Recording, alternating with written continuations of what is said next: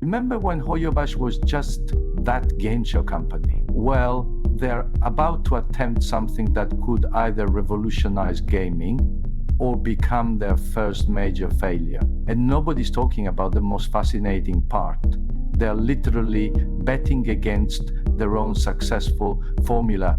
Let me paint you a picture. Imagine if Persona 5 and Devil May Cry had a baby, but it was raised by a gacha game company worth billions. That's Zenless Zone Zero. But here's what fascinates me. HoYoverse isn't just making another open world game. They're trying to solve gaming's biggest problem: content burnout.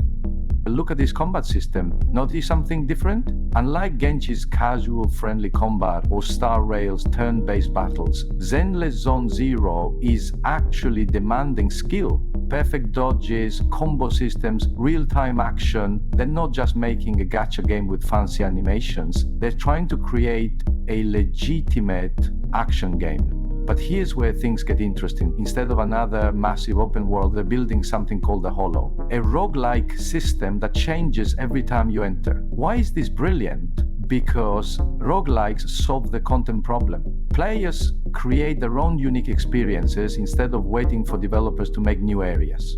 Now, let me show you something fascinating. HoYoverse makes roughly $2 billion a year from Genshin Impact. They could have easily made Genshin with guns and printed money. Instead, they're gambling on three things nobody's ever combined successfully: skill-based combat, roguelike progression, gacha mechanics. Think about it. How do you monetize a game where skill matters more than character stats? How do you make randomized content feel fair when players are spending real money? But here's the most brilliant part: the video store. Yes, you heard that right. Between all the flashy combat and dystopian drama, you run a Blockbuster-style shop.